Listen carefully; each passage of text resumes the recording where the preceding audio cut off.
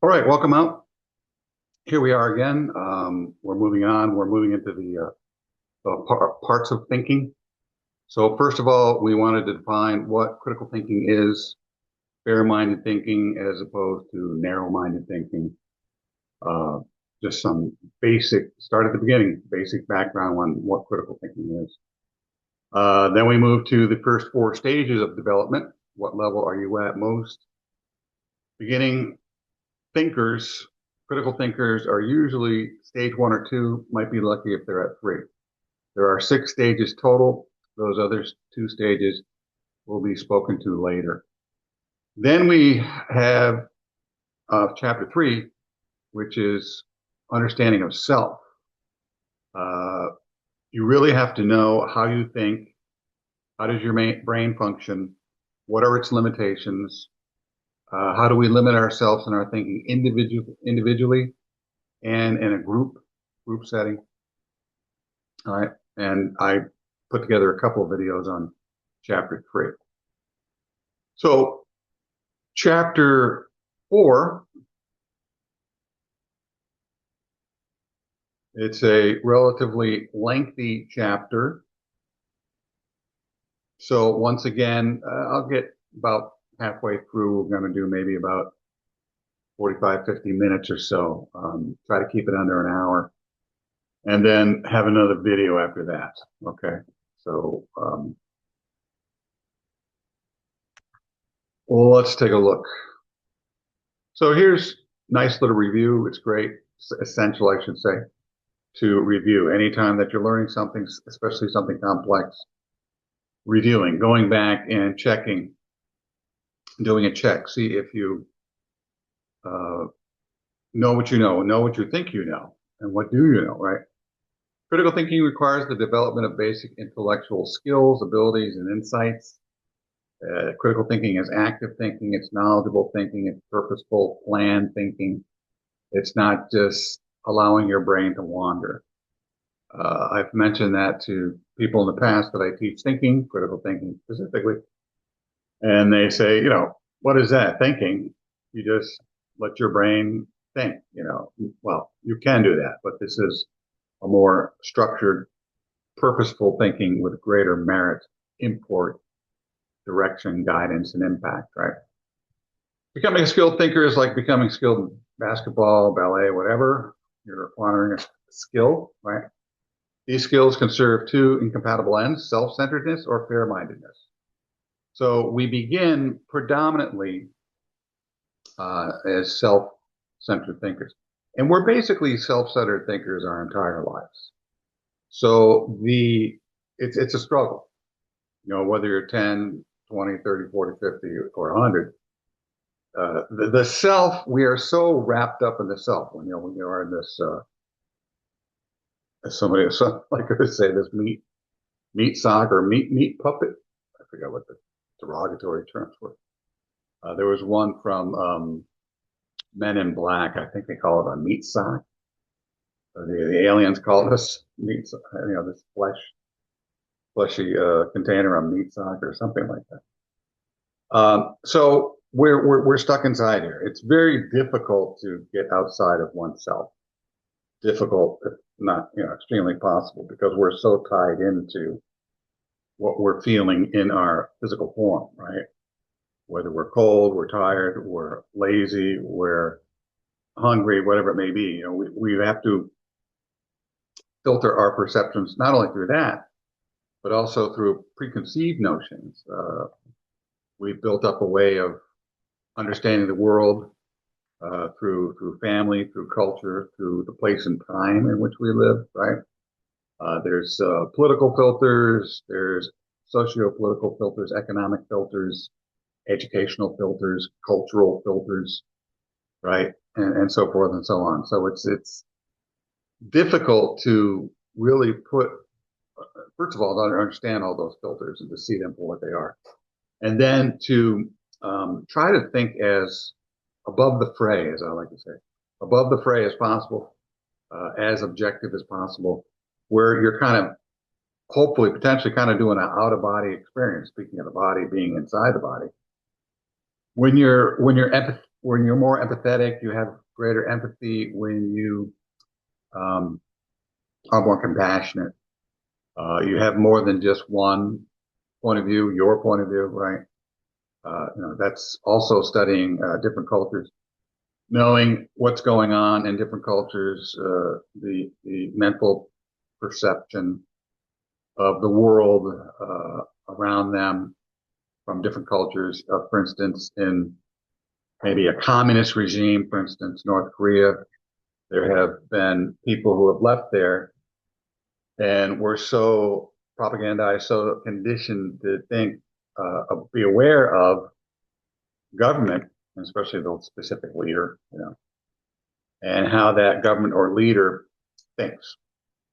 And there were times when those who have left communist countries, North Korea specifically, where individuals felt that the leader of the country could read their very thoughts, right?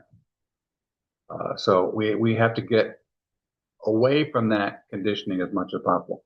It's very difficult because even in a free country where we live relatively freely, there it's still very easy, depending on the influences or the strength or weaknesses of one's mind or ability, to really see things for what they are. It's very difficult, very challenging, but worth the effort. Because once you can see more clearly, more accurately, specifically, and thoroughly, without prejudice, innate natural prejudice or bias, that's when things start to happen, when things start to click, right?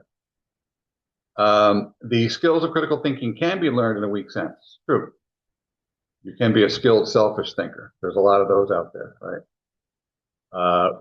They're just looking from their perspective, their agenda, and not even thinking about it. And if they do think about the other, they'll usually see that other, and this happens a lot in politics, is evil, malignant, malign, nasty, manipulating, whatever, right? All the negative.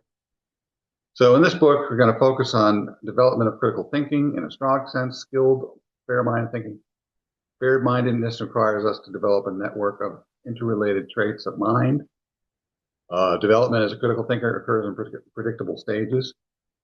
Engaging in that development is challenging.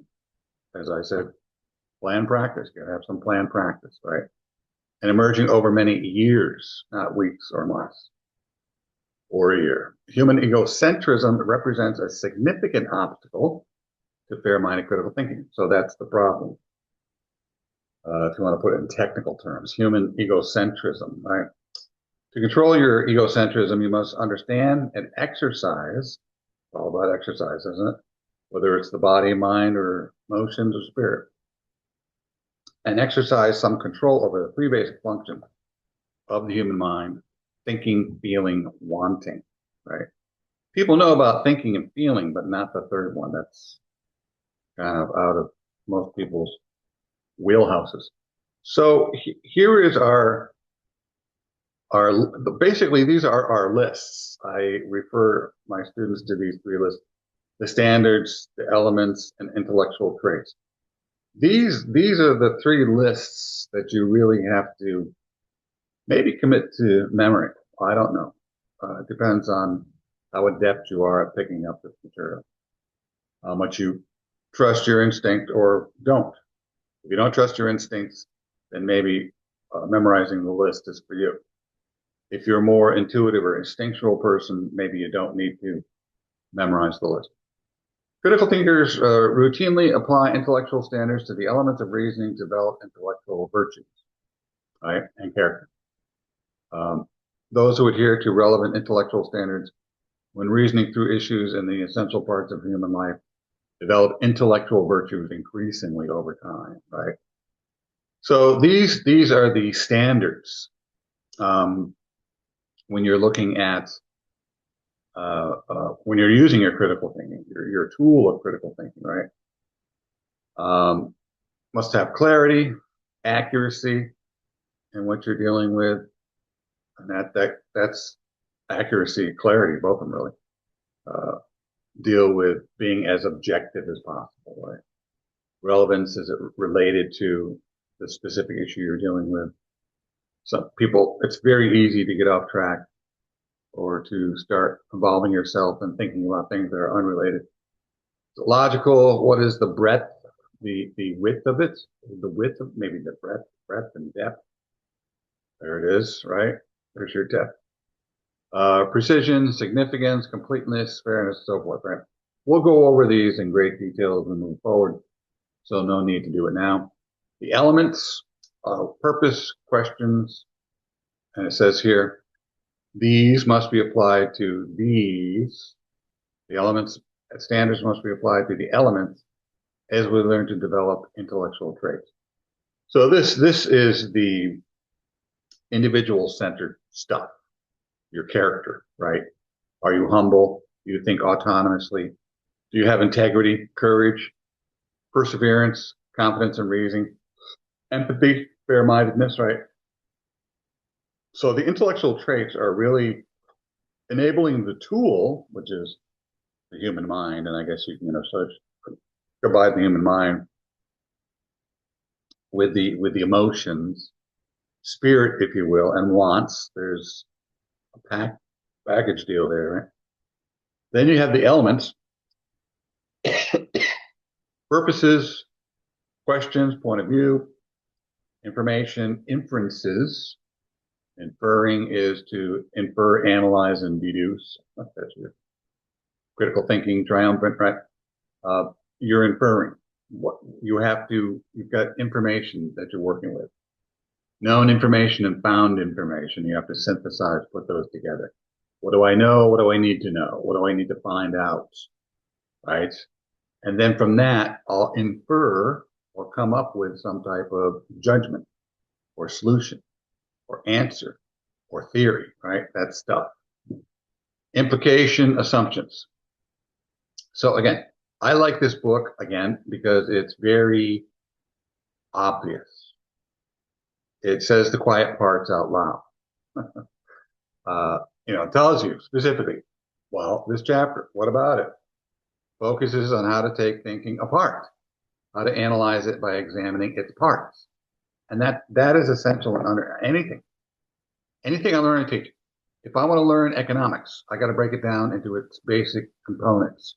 What is economics? What is it? Oh, sure, it's about money, about finance. That's true. But what is it about? Well, it's one of the essential elements of economics is scarcity, right? You don't have all the money to do all the things that you want. So you have only so much money, so much time, right, to work with. So what are your limitations there? Economics has a psychological component to it, right?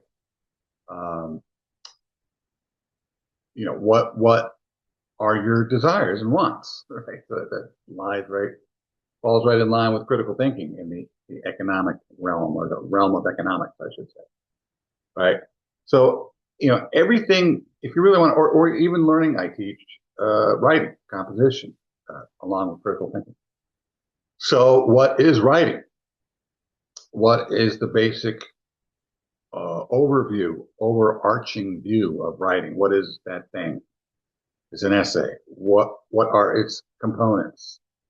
You got the title, you got the intro, you got the thesis, developmental section, conclusion.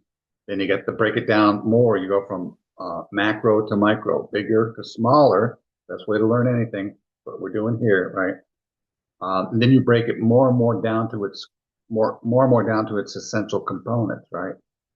What is a paragraph? What is an academic paragraph? What is a general paragraph? What is a sentence? What is a clause? What is a dependent clause? What is an independent clause, right? What is a sentence? What are those phrases within a sentence? What are words? Then you look at the spelling, punctuation, grammar, syntax, diction, right? Really break it down to its core components. Then once you really know what you're looking at, can label and explain and come up with terms and definition, terminology, right? We're doing the same thing here. Then you really know it's not vague, nebulous kind of thing. Well, critical thinking, it's that stuff that we do with thinking, and it's like thinking, but better thinking, better, best. What does that mean, right? So you got to know the components. And the first section here tells you why this is important. Reasoning is everywhere, right? So critical thinking has a, relatively speaking, a systemic application. You can use it when you're going to the grocery store to do some grocery shopping, when you're buying a car, a house, when you're thinking about getting married or settling down or getting into a career or making political decisions. Which political party do I want to move into, right? Um, and that's, from smallest to mid to largest issues, concerns, problems, right? Uh, Critical thinking, reasoning at its foundation, its backbone, is essential. This stuff is essential. Sadly, it's not like reading, writing, and arithmetic. It should be reading, writing, arithmetic, critical thinking. I get it. There's more to it than that. But for now, this is all we're dealing with, right? Yeah, because you may be able to read and write, and math, that's a separate component. You may be able to read and write, but can you think well? If you can't think well, you're not going to read well. You're not going to write well. You're not going to speak well. You're not going to problem solve well. You're not going to see things clearly, right?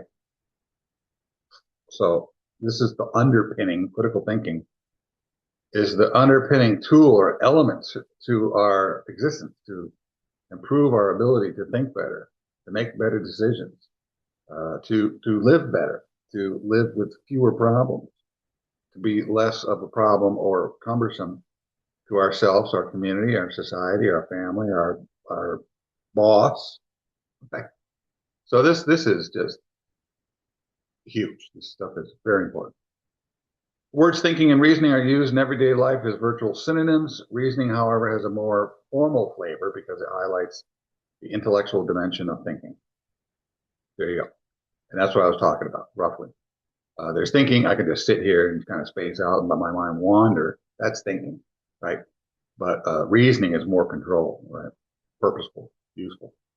Reasoning occurs whenever the mind draws conclusions on the basis of reasons, good reasons, hopefully, preferably. We draw conclusions whenever we make sense of things, right?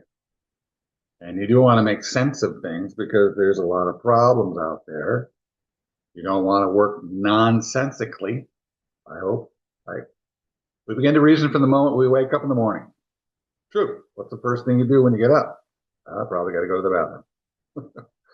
Got to relieve myself. What's going on with my body? Oh, I got to head to the bathroom, right? Next. Okay, I'm hungry. But then you might think quickly, yeah, what am I doing today? Well, I got to go to work. So I got to make something, but I can't be that leisurely. It's not a Saturday or Sunday morning. It's a weekday. So I got to make something relatively quickly, easily. That will enable me to get out of the house and into the flow of traffic. Here it is, flow of traffic properly, right? And some of that is reasoning and planning.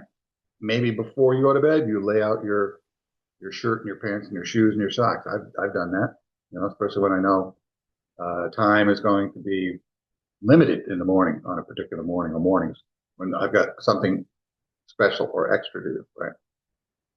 And I'll also prepare things the night before. Maybe I want to take a lunch with me, right? So I'll make that the night before. Or maybe I want certain things for breakfast that I cook the night before so I could just heat them up in the morning, right? That's reasoning. That's your critical thinking. Why am I doing all that? What's the reason? To reason well, you must scrutinize the process you are using in reasoning. What if it's got italics? You italicize to emphasize, right? What am I trying to figure out? What information do I need? Do I have that information? How can I check the information I've gathered for accuracy? The less conscious you are of how you are thinking, the easier it is to make a mistake or error. There you go, right? So less spacing out and just wandering with your thinking. More disciplined, controlled, rational thinking of greater purpose, direction, and merit, right? Write that down.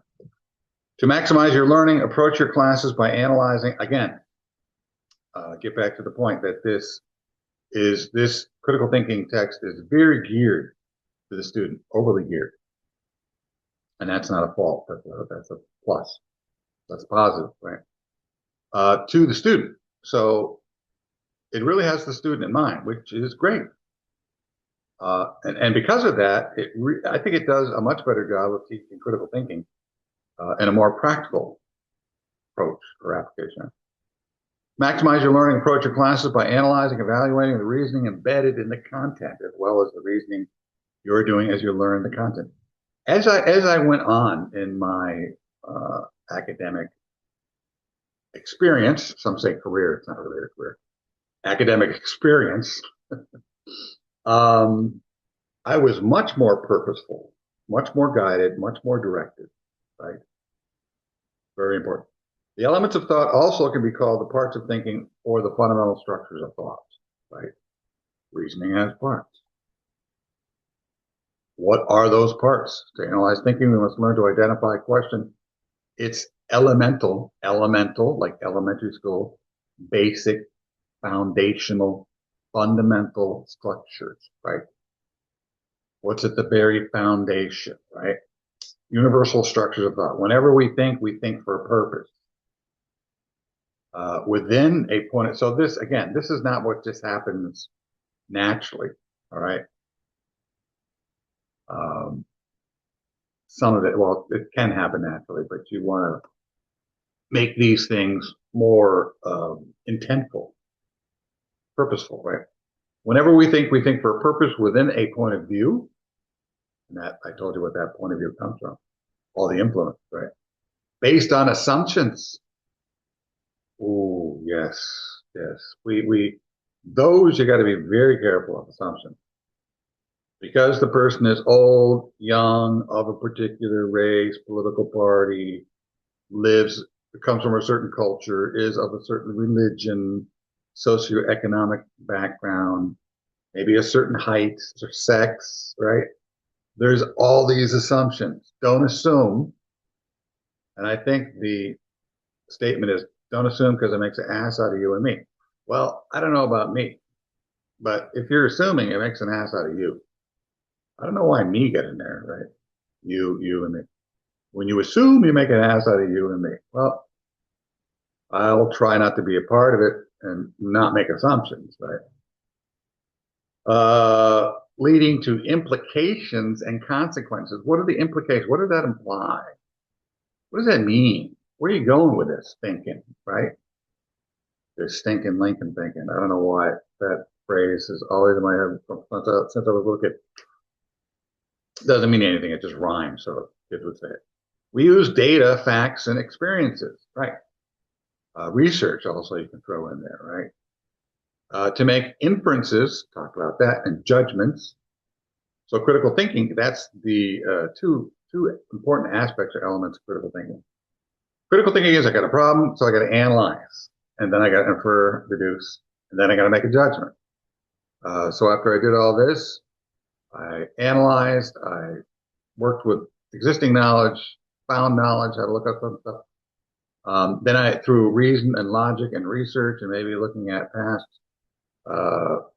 research and experience of others who have more experience or expertise or knowledge in the particular field I'm asking a question or seeking resolution in, right? Then I can make a judgment, right? Based on concepts and theories to answer a question or solve a problem. So it's complex. And you know, the more important the stuff is, the more you have to adhere to these elements, right? And understand these universal structures of thought. What is my fundamental purpose? So they're going through each one, right? Purpose, the underlined is the key word or phrase. What is my point of view with respect to the issue? What assumptions am I using in my reasoning? What are the implications of my reasoning? If I'm correct, nice qualifier. Remember to always qualify, quantify, specify. This data research proves, no, back off. Hold on, buddy, right? Research, especially even extensive, exhaustive research, temporarily exhaustive because it's never fully exhausted, right? You can always do more research. Current, and it's a current exhausted state with potential for more. Um, even with knowing a lot, even with looking what the experts have said, even looking at what the research has said over years, decades, right? Um, there's still leeway. Very rarely, if ever, is anything or anyone absolutely right, right? Stephen Hawking said that. No theory is absolute. Why? It's just too complex. There's too much to know. You can never know it all. We're all equal in our infinite ignorance. And Einstein and Planck and Boyle and Hawking and all the great scientific minds have said that, right? They say, the more we know, the more questions come up. And the more we know, we don't know, right? So it seems to be almost an endless process, especially with complex issues. I'm not talking about, should I go to the mall today and buy bread or not? That's not complex. I buy bread, it works, right? Oh, I did need bread. I don't buy bread. Oh, I needed bread. I should have bought bread. You're done. Not very complex, right? But the more complex an issue is, the more you're going to have to qualify it. Yeah. Even in a court of law, no one is ever proven 100% guilty or not guilty, right? There is a preponderance of evidence. And I have lawyer friends. There is a preponderance of evidence. And what's that? 51%? Not really. 60? Maybe, probably closer to 70, 80, right? That's what you want.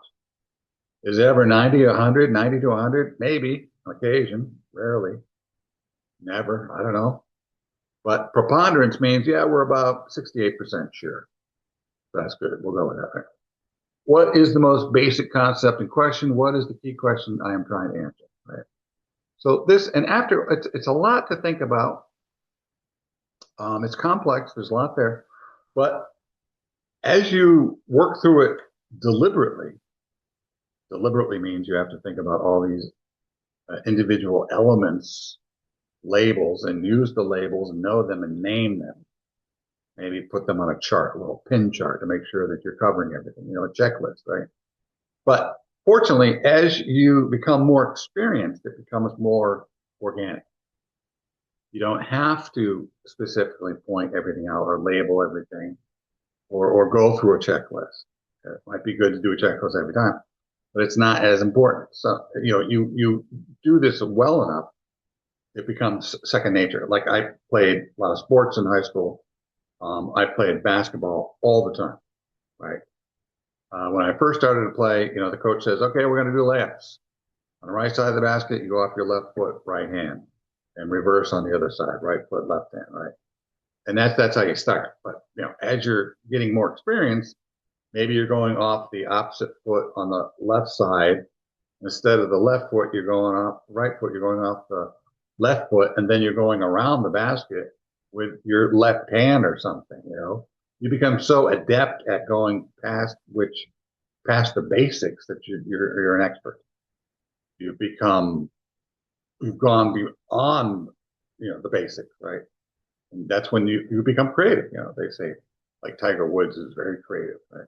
That just comes with a lot of experience, a lot of time, a lot of mistakes, a lot of practice, right? Critical thinkers understand the importance of taking thinking part to analyze its flaws, and that's essential. True. When we become adept at identifying the elements of our reasoning, we are in much better position to recognize flaws in our thinking by locating problems in this or that element, right? This ability is essential to critical thinking reasoning, and it's highlighted, emphasized, italicized, emphasized. So anytime you see something that is italicized, something that is has been emboldened or put into a list, or maybe a title, section title, those are the important key elements. Reasoning is a process whereby one draws conclusions based on reasons. On the surface, reasoning seems more somewhat simple, as if it had no component structures. Looked at more closely, however, that's the key. It implies the ability to engage in a set of interrelated intellectual processes. It is useful to practice making conscious what is subconscious. True. Subconscious, not unconscious. Unconscious is its barrier. You probably need some psychotherapy to get it out. But subconscious is, it's there and it's accessible, but it's not in your, it's down, not conscious, it's not in your current awareness. It's down there, it's accessible, but it's not in your current awareness. Subconscious, right?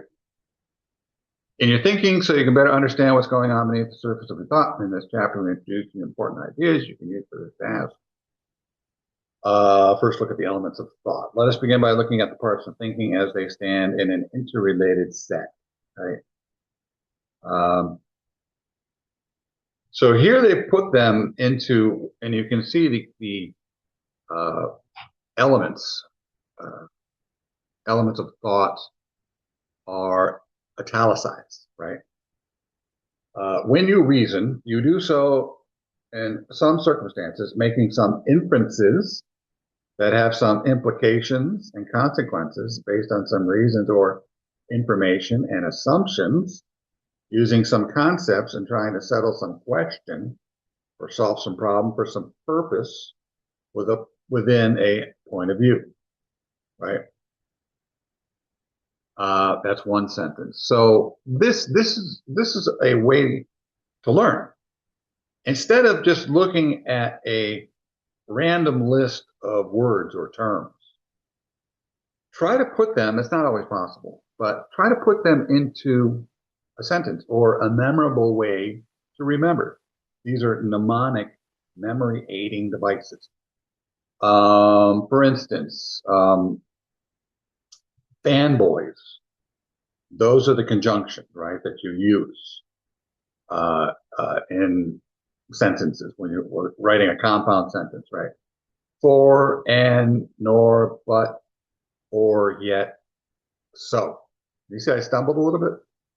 Because what I had to do was take that relatively cumbersome mnemonic device and decode it. But what I did was I put it into a rhythmical statement that is not only easier to remember, but it's ordered by purpose. How about that? And, or, nor, for, so, but, yet. And, or, nor, and they're all ordered by purpose. It happened to be rhythmical just by mistake. Or was it? Is the universe more planned or purposeful than we imagine? Right? And, or, nor, right? You're adding. For, so, you're showing reason, but yet you're showing exception. So those are the 7 conjunctions: and, or, nor, for, so, but, yet. And, or, nor, for, so, but, yet. Right? I don't have to decode them. And they're also ordered by purpose. It takes some work to really learn and to learn things properly. Sorry, if you're lazy, if you're looking for shortcuts, just go back to sleep and enjoy your less impactful, meaningful, enjoyable, less enjoyable life. Put them in 2 sentences. I don't know. What's better? This is a little cumbersome, maybe. Oftentimes, it's good to break things up into 3s because we take in information best in 3s and 4s. Look at phone numbers: 818-624-5896. If it's a credit card, it's difficult to remember those 16 digits. You know, just add 16 digits: 489-602-16394-24169. Very difficult to remember them like that. So what do? 4896-2031-7942-8841, right? So if you're trying to remember stuff, the mnemonic device is used. Usually you try to break it down, as Einstein said, if you really know it, make it simple. No simpler. Break it down to its most simple components, right? And that's usually, and even as a former computer programmer, when we would concatenate data, you know, put in strings of data, right, and send them over the wire to transfer them, they were usually put into groups, right, so that they could transmit more easily.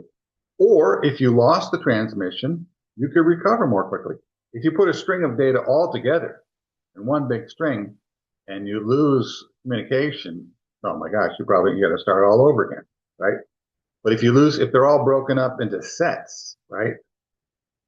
And then the communication breaks down. Well, what was the last set that we got, right? And you go 84961. Oh, let me find that. Do a search on it. Oh, there it is. So anything after or before that didn't get transmitted. I'll send the bits before that, right? Right. Analog, all that good stuff. Anyway, sorry, it brings me back to computer programming texts. Anyways, so look, two, and if you put it in three, you can see it's better, probably easier, right? This is a little chunky, a little cumbersome, maybe put it to two. Or if two is too much, put it to three. But one, best case scenario, if you do it. Two, three, four. Maybe put data, knowledge, try to memorize stuff in strings of groups of ones, twos, threes. Threes and fours probably preferably. Three is usually the ultimate group size, right? For memorization. Anyways, whenever you reason, you are trying to accomplish some purpose. And you notice it's like a poem, right? I'm a poet. I've written a lot of poetry. And those are verses. And the length of the lines are relatively similar, right? Whenever you reason, you are trying to accomplish some purpose within a point of view, using concepts or ideas.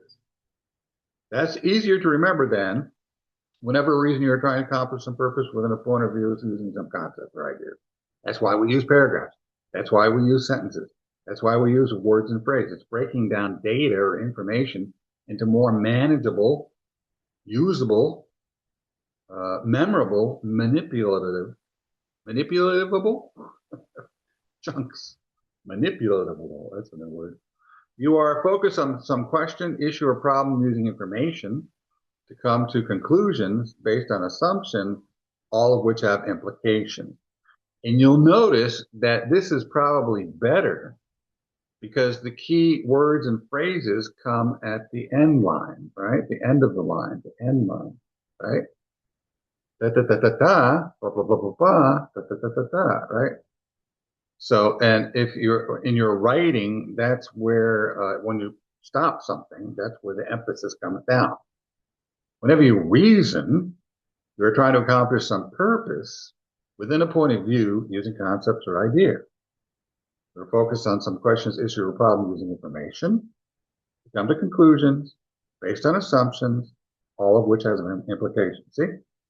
So there's more of a rhythm to it, and we learn better through rhythm. That's why we like music, right? Especially music that doesn't rhyme. You can't have everything when you're trying to memorize stuff or remember stuff, but you do the best you can, right? Using known techniques.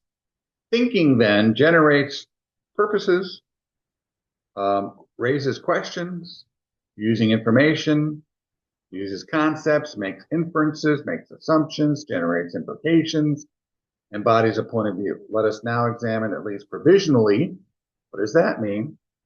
If you don't know words, learn your vocabulary. What are the provisions? Provisionally speaking, each of these crucial concepts, we will be using them throughout this book. They tell you, man, we're not here to trip you up or make it hard. I'm going to tell you. I'm going to give you the quiet part out loud. I'm going to tell you the purpose of this book. I'm going to tell you what this book does, what this chapter does, what this section does, right? I'll remind you what this book does periodically, right?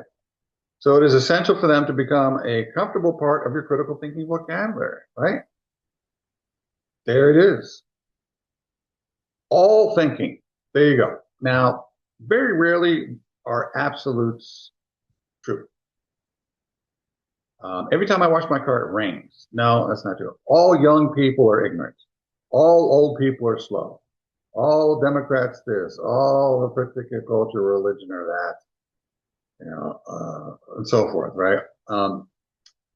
Those things are very rarely true. That's biased thinking. That's weak thinking. That's not fair-minded thinking, right? All thinking, but if people who are really smart, and if you're writing a book on critical thinking and are able to break it all down to in a reasonable way that is understandable to the student, they do a really good I can tell you with my 25 plus years of thinking, teaching in higher education, this is a very well written, excellently written book, right? I've seen a few areas, but very rarely, 99.9% clear. All thinking is defined by the 8 elements that compromise us. So if somebody who's really smart gives you an absolute, I would say with the preponderance of surety, believe them. There you go. Context. So the context is, you probably heard your teacher say, well, put it in context. What does that mean, right? Read the poem and put it in context. What does that mean? Well, who wrote the poem? What were the influences of the person who wrote the poem? When was the poem written? What was the environment it was written in? Where was it written? Right? What was it written on? I don't know how much detail you want, but that's putting it in context. You put it in context for me, right? Purpose, goal, objective, function, question, issue, problem, issue, information, right? Is what? Data, facts, evidence, observation, experience, interpretation, and inference. What are those? Conclusion, solution. A bunch of synonyms or a breakdown of the term or the term, word or phrase. Concepts. What is that? Theories, definitions, laws, principles, models. Assumptions, presuppositions, axioms, taken for granted, implications and consequences, that which follow, logically, effects, point of view, frame of reference, perspective, orientation, worldview, right? So there's a lot here. It's very complicated. You're not going to get it right away. So I'm just giving you an overview to expose you to this, your initial exposure, right? In order to really know this stuff, you're going to have to go over this probably on a daily basis. In the beginning, probably the best thing to do is every day for months, probably. Go over. And this is how I learn complex material. And then eventually you can kind of slow down less and less as it more and more seeps in, right? And you go, well, I don't have to keep going back over this. It's there. It's definitely organic. It's become a part of me. You know? That's what true education, real education, where the knowledge becomes you. It becomes a part of much of you as your personality, right?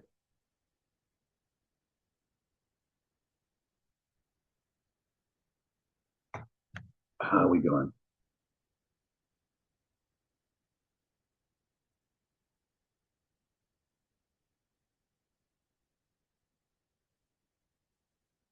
Well, maybe I want to. I might end up making 3 videos the way we're going. By reasoning, we mean to make sense of something by giving it some meaning in your mind. Again, italicize, emphasize. I said it wrong. Italicize, emphasize. I started out right. By reasoning, we mean to make sense of something by giving it some meaning in your mind, right? So again, you're not just floating, sitting there going, oh, I'm hot, I'm cold, I'm hungry, I'm tired. Should I watch that show? Oh, my sock drawer needs to be cleaned up. What did I do yesterday? Did I talk to Robert last week? I think I should call him today. I miss my dog. Where's my dog? So that's just allowing your mind to wander, and that's fine. You can do that. That's downtime. But most of your life should not be downtime, unless you situate yourself so you have more downtime. But at the beginning, believe me, I was working.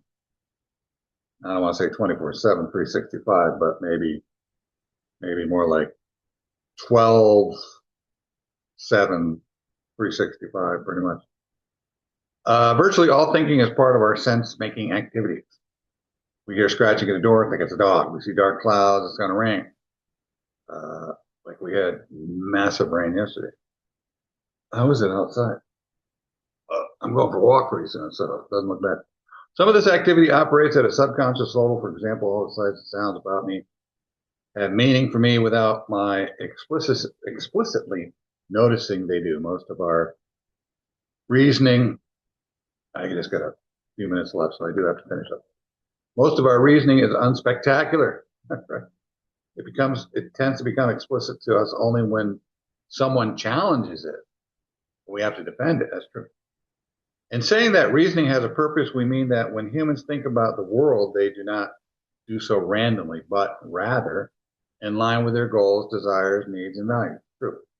So if you're alerted to something, or something becomes significant, important, interesting, entertaining, present in your mind, it aligns with you, who you are, basic goals, desires, needs, value, where you're living, right? Um, your thinking is an integral part of a patterned way of acting in the world, and you act, even in simple matters, with some set of ends in view. To understand someone's thinking, including your own, you must understand the functions it serves, what it is about, the direction it is moving, the ends that make sense of it. I made a political statement. It was about some politician yesterday online. And then somebody saw that I'm a Yukon Huskies fan. And they went, oh, Yukon Huskies. They opposed what I was saying. Oh, Yukon Huskies fan. That makes sense. But the person I was not too keen on is a Democrat. And I come from Connecticut's a Democrat state. So I said, well, Connecticut's a blue state. So deriding or saying something negative about a Yukon Huskies fan is counter purpose to what you would think in regards to anybody making criticism about that politician who happens to be Democrat, right? So I don't know. So they had a basic bias or hate for the Huskies, and a lot of people do because they've been very successful. One of the most successful, especially the women. Their women have been crazy successful. The men, winning 6 titles, probably the second or third highest, and then the greatest number in the nation. And people don't like that, especially if their team's not doing well. So you build up natural hate. Oh, you're one of those fans. I hate that team. I hate you. Your opinion. I hate you. So your opinion about the political statement, I don't like. But also, you're a Huskies fan. I don't like Huskies fans. So that backs it up. That confirms what I was thinking, right? And it doesn't. So that's illogical. That's poor thinking, sloppy thinking. Anyways, to understand someone's thinking, including your own, you must understand the function it serves, what it is about, the direction it's moving, the ends that make sense of it. Most of what you are after in your thinking is not obvious to you. That's true. Raising human goals and desires to the level of conscious realization is an important part of critical thinking. There it is. So that's putting labels on it. That's really pulling it apart, pulling it up, pulling it out, pulling it apart. Take it up from your subconscious, pull it out, put it on the table, look at it, start labeling it, putting it in order, organizing it, understanding it, analyzing it, right?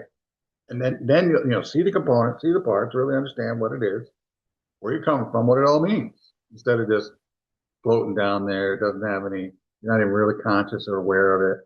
It's just kind of a feeling. You don't put any specific, tangible, relevant, empowering labels to it or understanding to it or logic to it. You see what I'm saying? By reasoning within a point of view, italicized again, we mean that whatever people reason, their thinking has some comprehensive focus or orientation, right? So your point of view usually has a comprehensive, a big picture, all inclusive or greatly inclusive focus, right? Your thinking, your point of view is filtered, right? Through all those influences that I've mentioned numerous times. Right? Your thinking is directed to something from some angle, that filter, those influences. They can change either what they focus on or the angle of the focus. Right? You might look at something conservatively or liberally, religiously or secularly. That's good. Secular is non-religious. You might look at something from a cultural or financial perspective. These are all the terms that I've already used. Right? Once you understand how people are approaching a question or topic, what their comprehensive perspective is, you usually are much better able to understand the whole of their thinking. It's like psychology. You'll not only become a good critical thinker, you'll become an amateur psychologist. Don't be going around analyzing other people. Just do it on yourself. And you can analyze other people. Don't start giving them advice. Don't do that. You're no expert, right? And there's so much more to know about people usually than meets the eye or the initial judgment. By using concepts and reasoning, we mean the general categories or ideas by which people interpret, classify, or group the information they use in their thinking. Out of each subject discipline, chemistry, geology, so forth, arises its own set of concepts or technical vocabulary to facilitate its thinking. Another nice word, facilitate. More italicized stuff. You notice I always, not always, but mostly will highlight the italicized stuff, right? Italicize, emphasize is important. It's emphasized for reason. By reasoning, there you go, using my reasoning to talk about reasoning. By reasoning upon some question, issue, problem, we mean that when people think about the world in line with their goals, desires, needs, values, they frequently face questions they must answer, problems they must solve, and issues they must resolve. So a lot of us, unfortunately, believe or think about things based on what has come before us, opinions and statements and knowledge and understanding that we've just maybe heard, maybe once, maybe a couple times, right? And we really don't think through to validate whether or not what we heard is accurate. We just believe it. Oh, my dad said it. My dad said it. I love my dad. Got to be true. Somebody from my political party said it. I love my political party. I hate the opposition. It's got to be true. Right? Nothing can be further from the truth. You really got to do your own thinking. That's critical thinking. Independent. Remember, I said be above the fray. Objective, up there, right? By using information and reasoning, we mean using some set of facts, data, experience to support a given set of conclusions, right? So again, you're not just feeling or hoping, right? Facts don't care about your feelings. You've probably heard that before, right? Whenever you are reasoning, it makes sense to ask upon what facts or information am I basing my reasoning. Now, what you say or think or feel, maybe you look it up and it totally, all the stuff that you're reading disproves what you've thought all along. But don't stop there. Maybe there's more to it. Go deeper, right? Somebody made a statement the other day online about tariffs, right? The increase in tariffs, I don't know, it's a 16.8 percentage or 16.8 rate. The tariff rate is about 16.8%, highest in a century, right? Breaking, I'll be all right. Number of record breaking, brain's not working out, record breaking amount of revenue, right? And the statement there was that record breaking revenue is actually is actually a tax that's being paid by the average American in higher prices. And there's some great truth to that, but it's more complex than that. There's much more going on than that, right? It's also the prices might be higher, but what it's doing is inhibiting people from buying goods being imported. And instead of buying those higher priced imported goods, they go to domestic and buy from there. So they may be paying higher prices for those goods that have tariffs on them, but not all goods have tariffs. And those higher tariffs, are also being used to manipulate or manage trade with those other countries. Well, you got us at like 70, 80, 90, 100% tariffs. I'm going to match you. I'm going to go higher, maybe even, right? And so that's another repercussion or secondary effect. Secondary effects are important, right?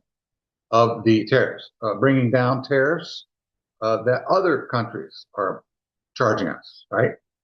And they're also used to increase or enable greater trade, kind of level the playing field for the United States, right?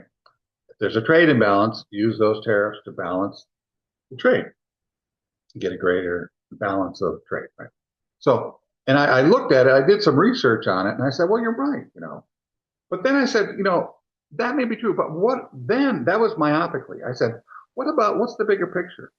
What is the CPI? How has the CPI been working over the last 4 or 5 years? Computer price index, which is usually a barrel or a bucket, not all goods, but important goods, staples, important stuff that people consume on a regular basis. They put it into a bucket and they look at the prices of those uh, goods in the bucket and see where the price is going, right? So the consumer price index is generally trended down, even into 2025, even with those higher tariffs. So that's good. How about interest rates, borrowing rates, right? Interest on loans. Those have gone down as well, as well as other economic indicators. So even though the prices are going up on those particular items that have tariffs applied to them, overall, the economic effect is a positive one. See? So they were cherry picking because they're of a particular mindset or they want to do something, right? They want to hate. They want to, that's not my president, that type of thing, right? So I try to look, I don't care, who's in office. Again, I don't like politics. I don't like parties. I don't like politicians. I hate the whole thing, to be honest, right?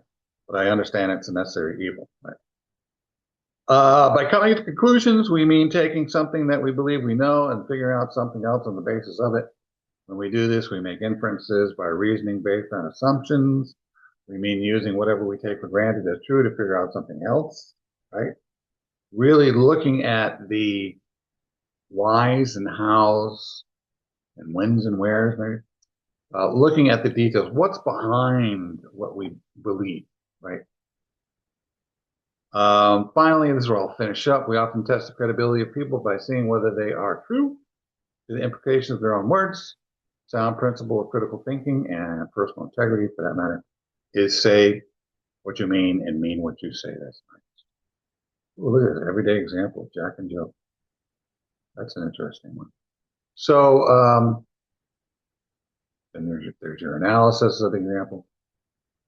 So next time we'll get to page 66 and start there, how the parts of thinking fit together from there, right?